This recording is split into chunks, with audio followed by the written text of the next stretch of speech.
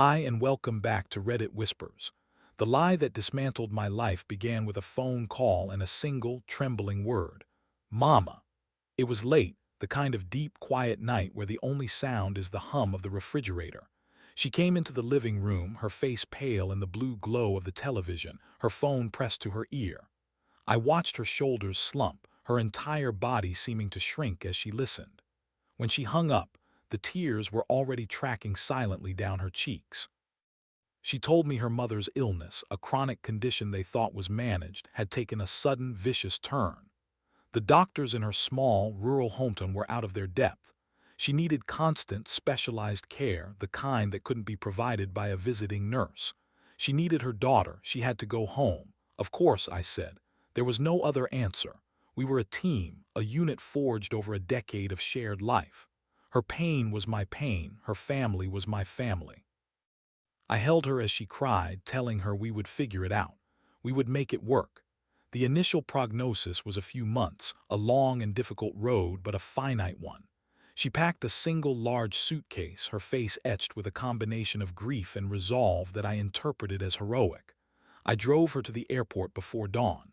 I remember kissing her goodbye at the terminal, the scent of her perfume, the feeling of her hand clutching mine. "I'll call you every single day," she promised. And for the first month, she did. Her calls were filled with exhausting details: the sterile smell of the hospice, the baffling medical terminology, the small victories and the crushing setbacks. She painted such a vivid, heartbreaking picture of her days that I felt like I was there with her, holding her hand through the phone. She sounded tired, so incredibly tired, but also resilient. I was overwhelmed with a profound sense of pride and love for this woman who was sacrificing so much for her mother. Then came the first request for money. It was for a specialist consultation, a doctor from the city who had a new, experimental approach but didn't take their insurance. It was a lot of money, but I didn't hesitate. I transferred it from our savings, feeling a small glow of satisfaction that I could contribute, that I could ease her burden in some tangible way. My role, I decided, was to be the rock, the provider, the one who kept the world turning back home so she could focus on the vital work of caring for her mother. I took on extra shifts at my job, telling my boss it was to cover unexpected medical bills. He was sympathetic. Everyone was. Who wouldn't be? The story was tragically simple and utterly believable. The weeks turned into months. The updates became less frequent. Her excuses were always plausible. She was exhausted after a 12-hour shift at her mother's bedside. The hospice had terrible cell reception. She had fallen asleep before she had a chance to call. The video calls, which had been a lifeline in the beginning, stopped completely. "I can't," she'd text. "I look like hell and I just can't bear for you to see me this way." I accepted it. I filled the growing silence with my own narrative. My wife was a saint, a martyr, and the least I could do was work harder and complain less. The financial requests, however, did not become less frequent. They grew. There was a problem with the hospice billing. They needed to pay for a private room. Her mother needed a new piece of equipment the insurance company was fighting them on. Each request came with a wave of apologies and promises to pay it all back as soon as things were stable. "I hate asking," she would write. "I feel like such a burden." And I would immediately reply, "You are not a burden. We are in this together. I love you." I drained our joint savings account. Then I started dipping into my own personal savings, the money I had set aside long before I met her. When that was gone, I started using credit cards. The debt grew, a silent, menacing shadow in the background of my life, but I told myself it was just temporary. It was an investment in our family, in our future. A year after she left, I was a different man. I was perpetually exhausted, living on cheap coffee and frozen dinners. Our home had become just a house, a quiet, empty space where I ate and slept before heading back to work. I had lost weight. I rarely saw my friends. My entire existence had been pared down to a simple, brutal loop: work, send money, wait for a text. I was holding on, clinging to the belief that this was all for a reason, that one day soon she would call with good news and come home, and our life could finally begin again. I had no idea that she had come home a long, long time ago. It was a Tuesday night and I was sitting on the couch, mindlessly flipping through channels, too tired to even read a book. I landed on one of those real estate shows, the kind where a cheerful couple picks between three houses in some sunny, exotic location. It was pure escapism, a fantasy world of infinity pools and ocean views. I was barely paying attention, the host's upbeat chatter just background noise, until I heard a laugh. It was a sound I knew better than my own heartbeat. My head snapped up, and there she was on my television screen. But it wasn't the woman I pictured in my mind, the weary, grief-stricken caregiver. This woman was radiant. Her hair, which she'd always complained was too difficult to manage, was cut in a stylish bob, catching the sunlight. She was wearing a beautiful sundress and her skin was tanned and glowing. She looked happier and healthier than I had seen her in years, and she was not alone. Standing next to her, with his arm draped casually around her shoulders, was another man. I didn't recognize him. They were introduced by the host as a couple, looking for their forever home to start a new chapter of their lives after selling his successful tech startup. My wife, who was supposed to be in a grim hospice in her rural hometown, was nodding and smiling, talking about her need for a room with good natural light for her painting, a hobby I never even knew she had. The man beside her talked about needing a home office with a strong internet connection. They looked at three beautiful villas, each one more stunning than the last. They debated the pros and cons of a wraparound terrace versus a private garden. They were building a future, a life, just not with me. At the end of the episode, they made their choice, a beautiful white villa with blue shutters and a view of the ocean. As they stood on their new balcony, celebrating with a bottle of champagne, the host asked them about their budget. The number they quoted was a strangely specific figure. A cold dread, sharp and absolute, washed over me. I grabbed my laptop, my hands shaking so violently I could barely type. I pulled up my banking records. I added up every transfer, every credit card payment I had sent her over the past year. The total matched their housing budget, to the dollar. My sacrifice wasn't for her mother's care. It was the down payment on her new life. The television show moved on to the next segment, a commercial for a car I would never be able to afford. But I didn't see it. I just sat there in the silent, flickering darkness of my living room, the architecture of the last year of my life, the entire foundation of my marriage, crumbling into dust around me. The woman I loved hadn't just left me. She had liquidated me. The immediate aftermath of that discovery was a silent, internal explosion. The world continued to spin, the commercials on the television continued to play, but my reality had been fractured into a million unrecognizable pieces.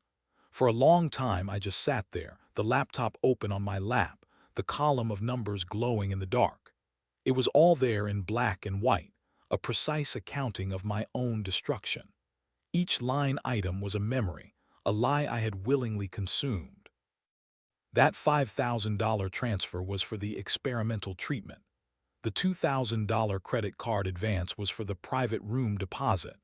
The steady, weekly $500 payments were for her living expenses. I had believed I was a hero, a lifeline. In reality, I was the unwitting financier of my own replacement. My first instinct was a tidal wave of pure, unadulterated rage. I wanted to smash something, to scream, to put my fist through a wall. I wanted to call her, to unleash a torrent of accusations and pain, but my hands were frozen. What could I even say? "Hi, honey, how's your dying mother? Oh, wait, I saw you buying a beach house in another country with another man on international television." The sheer absurdity of it was paralyzing. The lie wasn't just a lie. It was a masterpiece of psychological cruelty, a year-long performance for an audience of one. I felt an overwhelming sense of shame, so profound it was a physical weight on my chest. How could I have been so blind? The signs were all there, a constellation of red flags I had willfully ignored. The increasingly vague texts, the convenient excuses for why we couldn't video chat, the way she skillfully deflected any detailed questions about her mother's actual medical condition. She had played on my love, my trust, and my desire to be a good husband, using my best qualities as weapons against me. The next morning, I moved like a ghost through my own life. I called in sick to work, my voice a hoarse whisper. Then I began my investigation. I needed to understand the full scope of the deception. It wasn't about getting her back. That person was a fiction I had helped create. This was about reclaiming some small piece of the truth from the wreckage. I started with her mother. My hands trembled as I dialed the number, a number I hadn't called in over a year because my wife had insisted that her mother was too weak to speak and that all communication had to go through her to avoid causing any stress. Her mother answered on the second ring, her voice cheerful and strong. I asked how she was feeling. She laughed. "I'm wonderful, dear," she said. "Just got back from my weekly bridge game. How are you two enjoying your sabbatical? Your wife said you were traveling the world for a year." I was so jealous. The phone almost slipped from my hand. A sabbatical. She had constructed two entirely different simultaneous lies, one for me and one for her own family. She had isolated me not just from her, but from the one person who could have exposed her story with a single sentence. Next, I went online. I searched for the Real Estate show, found the episode, and watched it again, this time with the cold, detached eye of a forensic investigator. I learned the man's name. A quick search revealed his digital footprint. He was a freelance software developer, an old friend of hers from college, someone she had always described as a harmless nerd. His social media told a different story. His profiles were private, but the public-facing ones from a few years back showed them together in group photos, always standing a little too close. The breadcrumb trail was there. This wasn't a whirlwind romance. This was a long con, a carefully planned exit strategy. I found her secret social media profile, the one I wasn't meant to see. It was like looking into a parallel universe. There were photos of them together stretching back over the last year. A ski trip during the time she was supposedly spoon-feeding her mother broth. A wine-tasting tour when she was meant to be consulting with oncologists. She was smiling in every picture. A carefree, vibrant woman living a life of leisure and adventure, all funded by my 16-hour workdays. The final piece of the puzzle clicked into place when I cross-referenced the dates of the photos with my bank statements. The day after I sent the large sum for the experimental treatment, they posted a photo of themselves with cocktails on a beach. The weekend I worked a double shift to pay for her private hospice room. They were at a music festival. The rage I had felt earlier was gone, replaced by something colder and heavier. A profound, soul-crushing certainty. This wasn't just a betrayal, it was a meticulously executed business plan. I was the angel investor in her new life, and my position had just been rendered redundant. I sat in the quiet of my house, surrounded by the ghosts of our shared life. The photos on the mantelpiece, the books she loved on the shelves, the silly souvenirs from our past vacations. Every object was a lie. Every memory was tainted. I thought about what to do next. A part of me wanted to expose her, to send the evidence to her family and our mutual friends, to shatter the perfect image she had crafted. But what would that accomplish? It wouldn't bring my money back. It wouldn't heal the gaping wound in my life. It would just be more noise, more drama. So I did the simplest, quietest thing I could think of. I picked up my phone and sent her a text message. 7 words. "I saw you buying your house on TV." The reply came less than a minute later. It was not an apology. There was no explanation, no remorse, no frantic attempt at damage control. Her response was as efficient and soulless as the lie itself. "My lawyer will be in touch with yours." And just like that, a decade of my life was over. It had been officially terminated via text message. My phone fell from my hand and clattered onto the floor. I didn't bother to pick it up. There was no one left to call. The weeks that followed were a masterclass in organized abandonment. The email from her lawyer arrived the next day. It was concise and clinical, outlining her petition for an overseas divorce on the grounds of irreconcilable differences. It made no mention of her mother, the money, or the other man. It was as if the last year had never happened. According to this new, legally sanctioned reality, we were just two people who had quietly drifted apart. She wasn't asking for anything in the divorce settlement. No alimony, no division of assets. It was presented as a gesture of goodwill, a clean break. I knew the truth. She wasn't asking for anything because she had already taken it all. She had cashed out her half of our life in monthly installments, leaving me with nothing but the debts I had accrued to fund her escape. My world shrank. The first thing to go was the house. I couldn't afford the mortgage on my own, not with the mountain of credit card debt I now faced. More than that, I couldn't stand to be in it. Every room was a crime scene, haunted by the memory of a life that was a lie. I hired a real estate agent, and we put it on the market.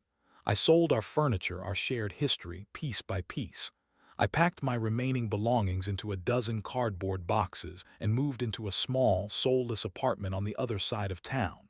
The humiliation was a constant, bitter taste in my mouth. I had to tell my friends and family what had happened. Each conversation was a fresh ordeal. I had to watch their faces shift from confusion to disbelief, then to pity. The pity was the worst part. It made me feel small and foolish, like a child who had been tricked out of his lunch money. Some tried to offer advice. "You have to sue her," they'd say. "You can't let her get away with this."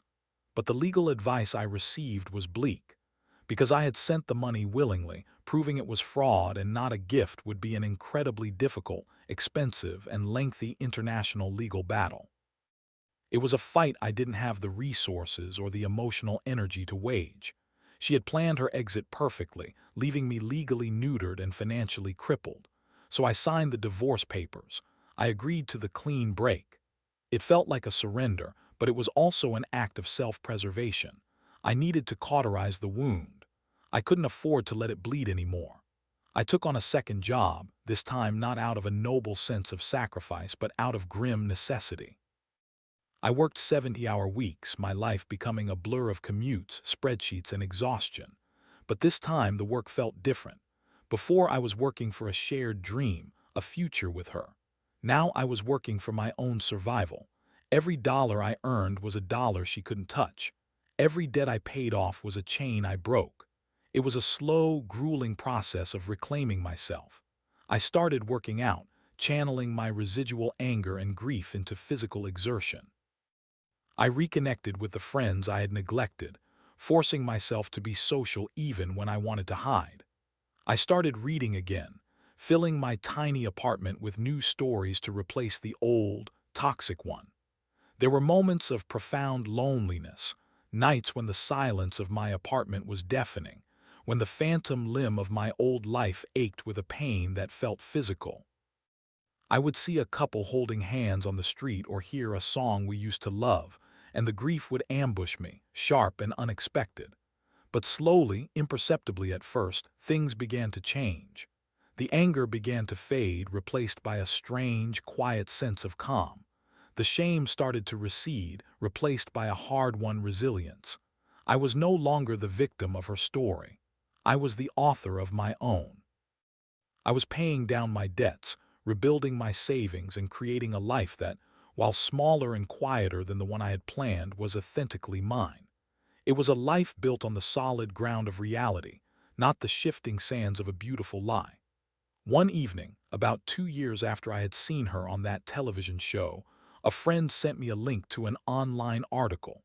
It was a feature in a lifestyle magazine about expatriates living their dream life. And there she was. The article featured a stunning photo of her and the other man, now her husband, in the beautiful white villa with the blue shutters, the one I had paid for. They talked about their brave decision to leave everything behind and follow their passion. She was quoted as saying, "You just have to be fearless in the pursuit of the life you want. You can't let anything or anyone hold you back." I looked at the picture, at her smiling, confident face, and I waited for the familiar sting of pain or anger. But it never came. I felt nothing. It was like looking at a picture of a complete stranger. The woman in that photo, living in that house, had no connection to me. She was a character from a long-finished story, and I had finally closed the book. I closed the browser window. I stood up and walked to my own window, looking out at the city lights. My apartment was small. I didn't have an ocean view, but it was mine. My life was my own. She had taken everything from me, but in doing so, she had given me the one thing I never knew I needed: the chance to build a new life from the ground up entirely on my own terms. And for the first time in a very long time, I felt truly, completely free. Thank you for tuning in to Reddit Whispers. We've all faced moments when everything felt broken. What was your turning point? Leave it in the comments because your experience might be exactly what someone else needs to hear right now.